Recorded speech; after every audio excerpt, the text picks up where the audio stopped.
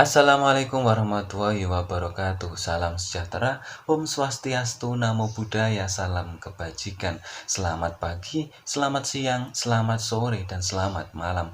Perkenalkan, nama saya Ahmad Abidin dari kelas HTN 5B dengan NIM 126103202086. Mohon izin ingin mempresentasikan hasil pengerjaan naskah akademik dari kelompok kami dengan tema Komisi Pemberantasan Tindak Pidana Korupsi. Bab 1. Latar belakang naskah akademik Komisi Pemberantasan Tindak Pidana Korupsi. Dalam mewujudkan cita-cita bangsa Indonesia tersebut diperlukan suatu usaha dan upaya untuk dapat menjadikan Indonesia emas pada tahun 2045, utamanya dengan melakukan pemberantasan kejahatan luar biasa atau kejahatan extraordinary crime yang dapat menghambat dan bahkan menghancurkan bangsa Indonesia itu sendiri. Lembaga anti korupsi yang ada sekarang hanya hasil regenerasi dari lembaga-lembaga anti korupsi terdahulu yang telah ada. Indonesia sudah mulai melakukan upaya-upaya pemberantasan korupsi di Indonesia sejak tahun 1957. Dalam perjalanannya, upaya tersebut merupakan sebuah proses pelembagaan yang cukup lama dalam penanganan korupsi yang ada di Indonesia.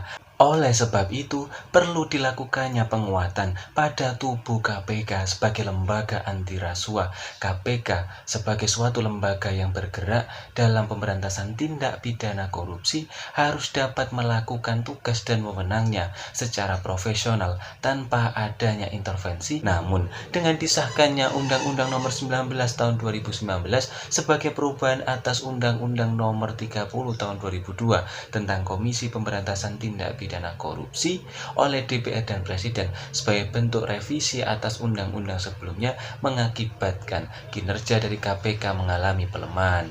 Kemudian akan saya jelaskan terkait bab 2, yaitu kajian teoritis, asas-asas dan praktik empiris. Yang pertama, kajian teoritis, saya menggunakan 5 teori. Yang pertama, teori hukum pidana korupsi. Yang kedua, teori negara hukum. Yang ketiga, teori kelembagaan. Yang keempat, teori hukum sebagai sarana perubahan. Dan yang kelima, teori pemberantasan korupsi. Kemudian, IB, asas-asas atau prinsip yang berkaitan dengan penyusunan norma, saya menggunakan 9 asas, kemudian saya tambahkan dengan 2 asas tambahan. Yang pertama ada asas pengayoman, yang kedua asas kemanusiaan, yang ketiga asas kebangsaan, yang keempat asas kekeluargaan, yang kelima asas kenusantaraan, yang keenam asas Bhinneka Tunggal Ika, yang ketujuh asas keadilan, yang kedelapan asas kesamaan kedudukan dalam hukum dan pemerintah, yang kesembilan asas keseimbangan, keserasian dan keselarasan. Kemudian saya tambahkan 2 asas tambahan, yaitu asas Pancasila dan juga asas kesatuan.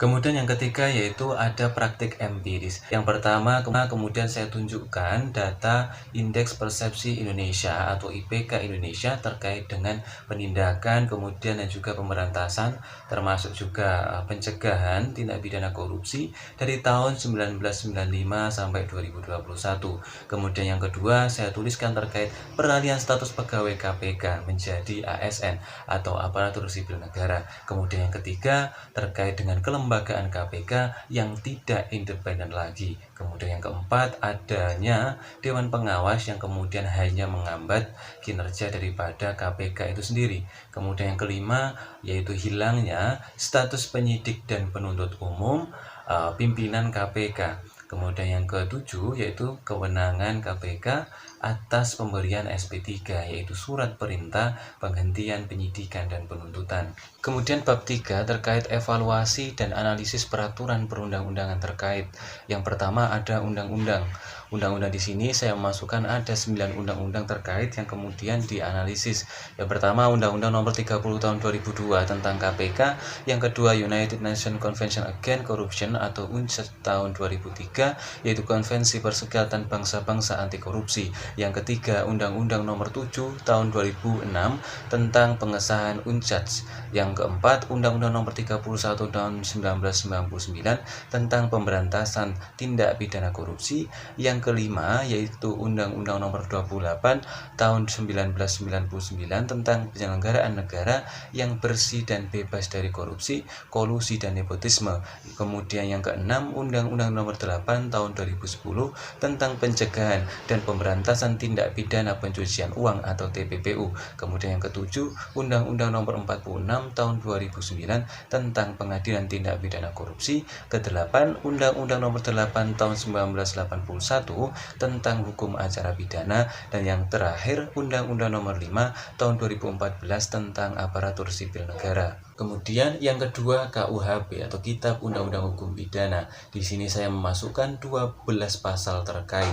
Yang pertama pasal 209 KUHP, yang kedua 210 KUHP, yang ketiga 387 KUHP, yang keempat 388 KUHP, yang kelima 415 KUHP, yang keenam 417 KUHP, yang ketujuh 418 KUHP, yang delapan 419 KUHP, yang kesembilan 420 KUHP, yang ke-10 423 KUHP, yang ke-11 425 KUHP, dan yang terakhir 435 KUHP. Yang ketiga terkait peraturan pemerintah. Di sini saya memasukkan 4 PP. Pertama, PP nomor 71 tahun 2000 tentang tata cara pelaksanaan peran serta masyarakat dan pemberian penghargaan dalam pencegahan dan pemberantasan tindak pidana korupsi. Yang kedua, PP nomor 63 tahun 2005 tentang sistem manajemen sumber daya manusia Komisi Pemberantasan Korupsi. Yang ketiga, PP nomor 41 tahun 2020 tentang pengalihan pegawai KPK.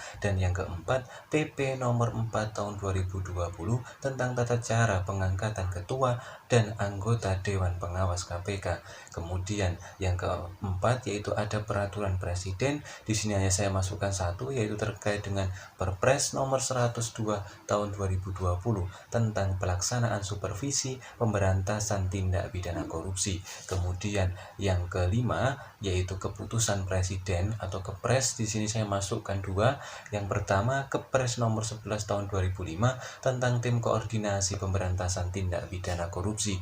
Yang kedua, Kepres nomor 45 tahun 2004 tentang pengalihan organisasi administrasi dan finansial Sekretariat Jenderal Komisi Pemeriksa Kekayaan Penyelenggara Negara ke Komisi Pemberantasan Korupsi. Kemudian yang keenam ada instruksi presiden. Saya masukkan satu terkait dengan Inpres nomor 5 tahun 2004 tentang percepatan pemberantasan korupsi. Kemudian yang ketujuh terkait keputusan pimpinan KPK. Di sini saya masukkan satu, yaitu keputusan nomor Kep garing 07 garing P titik KPK garing 02 garing 2004 tentang organisasi dan tata kerja KPK. Kemudian yang kedelapan terkait dengan peraturan Komisi Pemberantasan Korupsi atau PKPK. Kemudian saya masukkan ada dua. Yang pertama PKPK nomor 7 tahun 2013 tentang nilai-nilai dasar pribadi, kode etik dan pedoman perilaku Komisi Pemberantasan Korupsi. Kemudian yang kedua tentang PKPK nomor 1 tahun 2021 tentang tata cara pengalihan pegawai KPK menjadi aparatur sipil negara. Kemudian bab 4 terkait landasan filosofis, sosiologis dan yuridis. Bab 5 terkait jangkauan, arah pengaturan, dan materi muatan rancangan undang-undang. Yang pertama, sasaran. Sasaran dibuatnya naskah akademik rancangan undang-undang Komisi Pemberantasan Tindak Pidana Korupsi ini dimaksudkan untuk penyesuaian dan penyempurnaan pengaturan lembaga Komisi Pemberantasan Tindak Pidana Korupsi. Yang kedua, jangkauan dan arah pengaturan. Jangkauan dalam naskah akademik rancangan undang-undang Komisi Pemberantasan Tindak Pidana Korupsi ini tidak hanya ditujukan kepada lembaga Komisi Pemberantasan Tindak Pidana Korupsi atau KPK itu sendiri sebagai subjek hukum, melainkan juga kepada subjek hukum lainnya, antara lain kepolisian, kejaksaan, pengadilan tindak pidana korupsi, dan masyarakat Indonesia pada umumnya. Sedangkan terkait dengan arah pengaturan rancangan Undang-Undang Komisi Pemberantasan Tindak Pidana Korupsi ini adalah untuk memberikan pengaturan yang lebih efektif dan komprehensif mengenai tindakan pencegahan dan pemberantasan tindak pidana korupsi yang dilakukan oleh Komisi Pemberantasan Korupsi sebagai lembaga negara independen yang memiliki tugas dan wewenang untuk melaksanakan pemberantasan tindak pidana korupsi. Yang ketiga, materi muatan rancangan undang-undang. Materi muatan dalam naskah akademik ini setidaknya akan memuat sejumlah norma yang mengatur terkait status hukum kelembagaan Komisi Pemberantasan Tindak Pidana Korupsi atau KPK yang berwenang dalam melakukan pemberantasan tindak pidana korupsi. Untuk memudahkan memahami terkait naskah akademik ini, penulis akan menyusunnya dengan model sebagaimana yang tercantum dalam rancangan undang-undang. Bab 1 Ketentuan Umum. Terkait dengan ketentuan umum terdapat sejumlah definisi yang harus ditegaskan terlebih dahulu sebelum memasuki bab selanjutnya. Terdapat sejumlah definisi yang penulis tawarkan dalam naskah akademik ini, antara lain 1.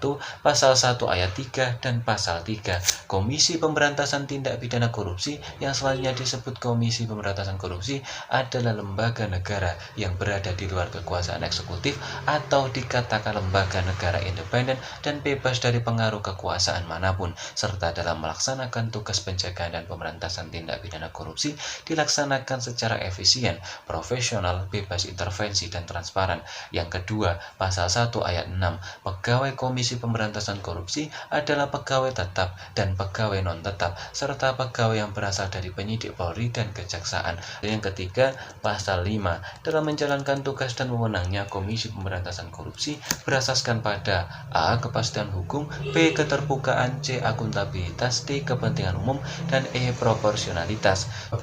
Terkait tugas, wewenang, dan kewajiban. 1. Pasal 12B ayat 1, penyadapan sebagaimana dimaksud dalam pasal 12 ayat 1 dilaksanakan setelah mendapatkan izin tertulis dari Ketua Pengadilan Negeri setempat. Yang kedua, pasal 12B ayat 3, Ketua Pengadilan Negeri setempat dapat memberikan izin tertulis terhadap permintaan sebagaimana dimaksud pada ayat 1 paling lama 1 kali 24 jam terhitung sejak permintaan diajukan. Yang ketiga, pasal 12B ayat 4, dalam hal pimpinan Komisi Pemberantasan Korupsi mendapatkan izin tertulis dari Ketua Pengadilan Negeri setempat sebagaimana dimaksud pada ayat 3, penyadapan dilakukan paling lama 6 bulan terhitung sejak izin tertulis diterima dan dapat diperpanjang 1 kali untuk jangka waktu yang sama. 4. Pasal 12C ayat 2, penyadapan sebagaimana dimaksud dalam pasal 12 ayat 1 yang telah selesai dilaksanakan harus dipertanggungjawabkan kepada pimpinan Komisi Pemberantasan Korupsi paling lama 14 hari kerja terhitung sejak penyadapan selesai dilaksanakan. Kemudian ada penambahan ayat yaitu 1. Pasal 12B ayat 5, proses penyadapan ditujukan pada subjek hukum terkait dengan mengutamakan terhadap hal yang berhubungan dengan tindak pidana korupsi.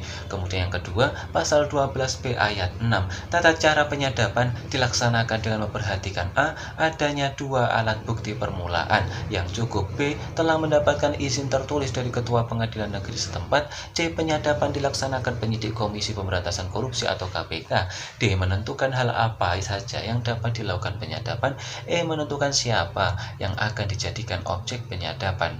Kemudian penghapusan ayat 1. Pasal 15 huruf F, menyusun kode etik pimpinan dan pegawai Komisi Pemberantasan Korupsi dihapuskan. Kemudian bab 4 terkait tempat kedudukan, tanggung jawab dan susunan organisasi. 1. Pasal 24 ayat 2, pegawai Komisi Pemberantasan Korupsi terdiri dari pegawai tetap, pegawai non-tetap, dan pegawai penyidik dari kepolisian dan kejaksaan. 2. Pasal 24 ayat 3, ketentuan mengenai tata cara pengangkatan pegawai Komisi Pemberantasan Korupsi diatur lebih lanjut dengan peraturan Komisi Pemberantasan Korupsi. Kemudian bab 5A terkait Dewan Pengawas. Penghapusan pasal di seluruh pasal yang terdapat di dalam bab 5A terkait dengan Dewan Pengawas dihapuskan mulai dengan pasal 37A, 37B, 37C, 37E, 37D, 37G dihapuskan. Kemudian bab 6 terkait penyelidikan, penyidikan, dan penuntutan. Terdapat penghapusan pasal 1, pasal 40 ayat 1, ayat 2, ayat 3, dan ayat 4 dihapuskan. Kemudian yang kedua, pasal 47 ayat 1, ayat 2 juga dihapuskan. Kemudian bab 7, pemeriksaan di sidang pengadilan. Terdapat penghapusan pasal. Yang pertama, pasal 69A ayat 1 dan ayat 2. Kemudian pasal 9A ayat 3, kemudian pasal 69A ayat 4 dan pasal 69B ayat 1 dan ayat 2. Berikut juga pasal 69C dan juga pasal 69D dan pasal 70A dihapuskan. Itulah tadi presentasi dari hasil pengerjaan naskah akademik dari kelompok kami dengan tema Komisi Pemberantasan Tindak Pidana Korupsi.